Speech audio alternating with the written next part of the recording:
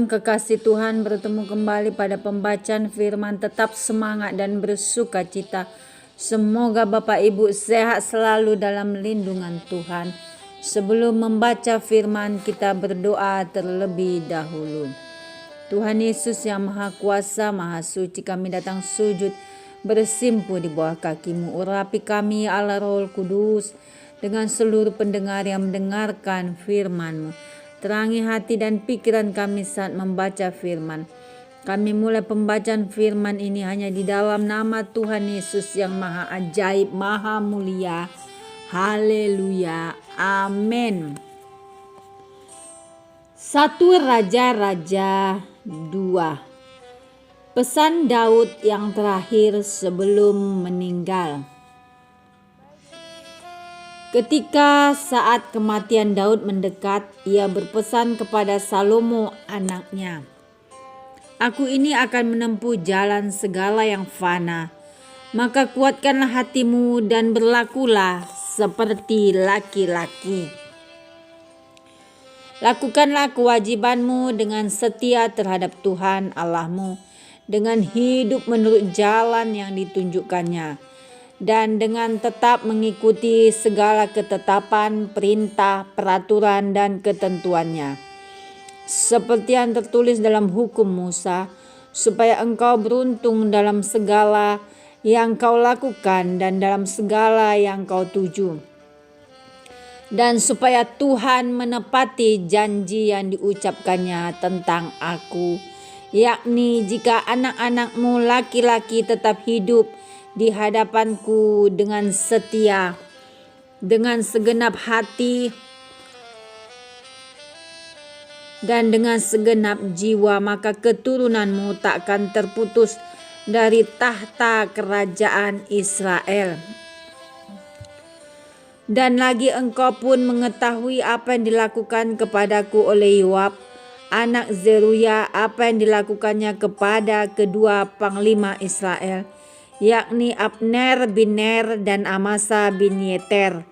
Ia membunuh mereka dan menumpahkan darah dalam zaman damai seakan-akan ada perang, sehingga sabuk pinggangnya dan kasut kakinya berlumuran darah.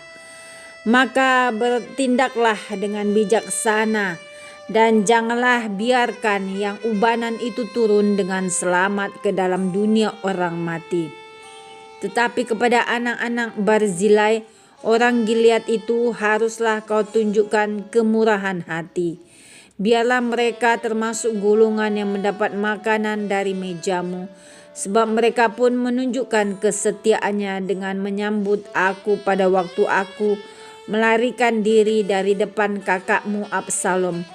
Juga masih ada padamu Simei bin Gera, orang Benyamin dari Bahurim.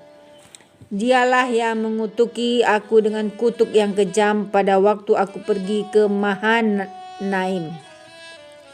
Tetapi kemudian ia datang menyongsong aku di sungai Yordan, dan aku telah bersumpah kepadanya demi Tuhan, takkan kubunuh engkau dengan pedang. Sekarang janganlah bebaskan dia dari hukuman, sebab engkau seorang yang bijaksana dan tahu apa yang harus kau lakukan kepadanya untuk membuat yang ubanan itu turun dengan berdarah ke dalam dunia orang mati." Kemudian Daud mendapat perhentian bersama-sama nenek moyangnya, dan ia dikuburkan di kota Daud. Dan Daud memerintah orang Israel selama 40 tahun di Hebron. Ia memerintah 7 tahun, dan di Yerusalem ia memerintah 33 tahun. Salomo duduk di atas tahta Daud ayahnya, dan kerajaannya sangat kokoh.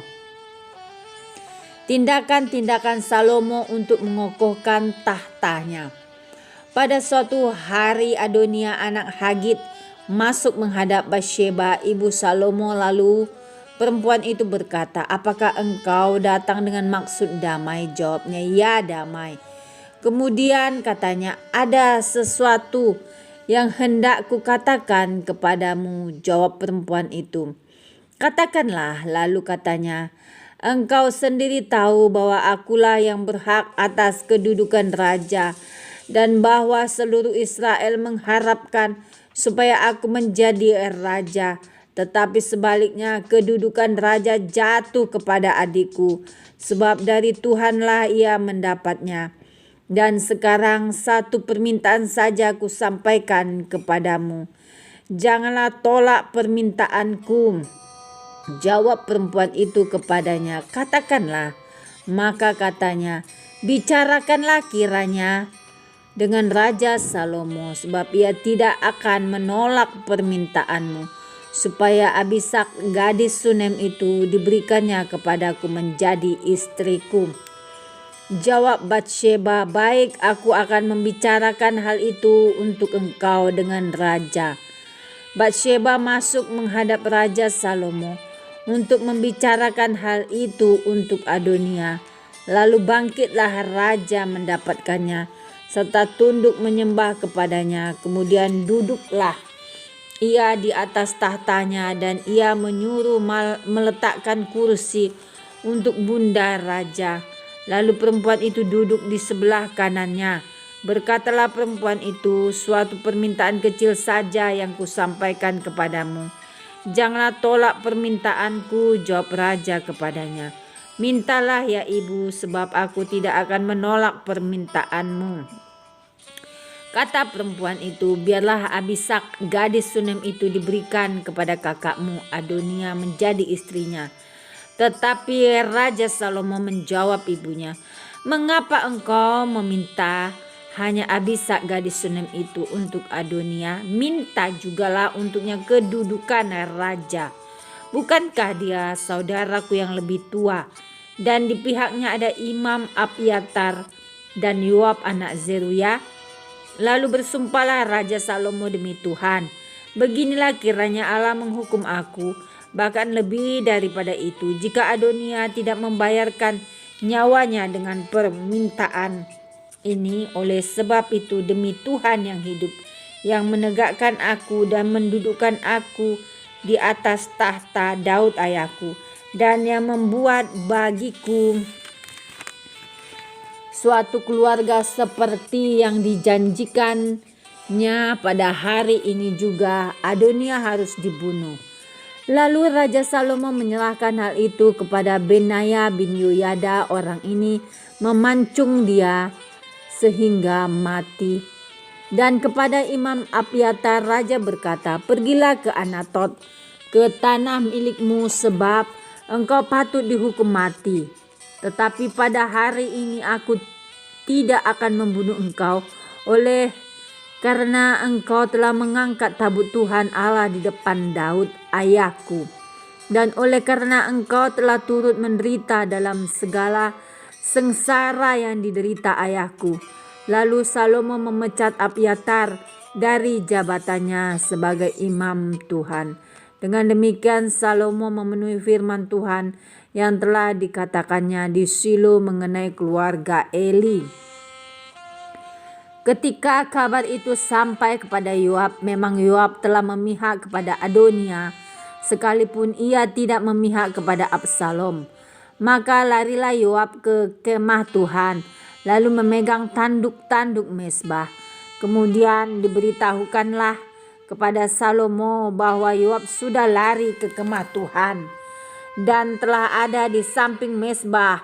Lalu Salomo menyuruh Benaya bin Yoyada, pergilah pancung dia.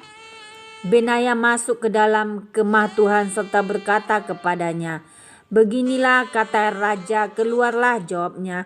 Tidak, sebab disinilah aku mau mati. Lalu Benaya menyampaikan jawab itu kepada raja, katanya, beginilah kata Yoab dan beginilah jawabnya kepadaku. Kata raja kepadanya, perbuatlah seperti yang dikatakannya, pancunglah dia dan kuburkanlah dia. Dengan demikian engkau menjauhkan daripadaku dan daripada kaumku noda darah yang ditumpahkan Yoab dengan tidak beralasan, dan Tuhan akan menanggungkan darahnya kepadanya sendiri, karena ia telah membunuh dua orang yang lebih benar dan lebih baik daripadanya. Ia membunuh mereka dengan pedang, dengan tidak diketahui ayahku Daud, yaitu Abner bin Ner, panglima Israel, dan Amasa bin Yeter, panglima Yehuda. Demikianlah darah mereka akan ditanggungkan kepada Yoab dan keturunannya untuk selama-lamanya. Tetapi Daud dan keturunannya dan keluarganya dan tahtanya akan mendapat selamat daripada Tuhan sampai selama-lamanya. Maka berangkatlah Benaya bin Yoyada lalu memancung dan membunuh Yoab. Kemudian dia dikuburkan di rumahnya sendiri di padang gurun. Raja mengangkat Benaya bin Yoyada menggantikan Yoab menjadi kepala tentara, dan raja mengangkat Imam Zadok menggantikan Abiatar. Kemudian raja menyuruh memanggil Simei dan berkata kepadanya, "Dirikanlah bagimu sebuah rumah di Yerusalem, diamlah di sana, dan janganlah keluar dari sana kemana-mana pun. Sebab ketahuilah sungguh-sungguh bahwa pada waktu engkau keluar dan menyeberangi sungai Kidron, pastilah engkau mati dibunuh, dan darahmu akan ditanggungkan kepadamu sendiri." Lalu berkatalah Simei kepada raja, "Baiklah, demikian seperti yang tuanku raja katakan, demikianlah akan dilakukan hambamu ini." Lalu Simei diam di Yerusalem beberapa waktu lamanya.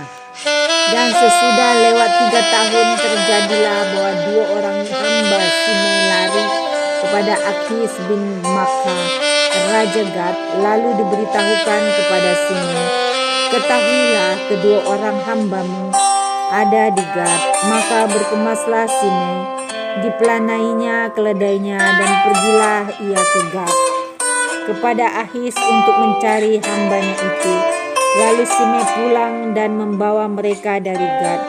Ketika diberitahukan kepada Salomo bahwa tadinya Simei pergi dari Yerusalem ke Gad dan sekarang sudah pulang, maka raja menyuruh memanggil Simei dan berkata kepadanya, "Bukankah aku telah menyuruh engkau bersumpah demi Tuhan dan telah memperingatkan engkau? Begini, ketahuilah sungguh-sungguh bahwa pada waktu engkau keluar dan pergi kemana-mana pun, pastilah engkau mati dibunuh." Dan engkau telah menjawab, "Baiklah, demikian aku akan mentaatinya." Mengapa engkau tidak menepati sumpah demi Tuhan itu dan juga perintah yang kuperintahkan kepadamu?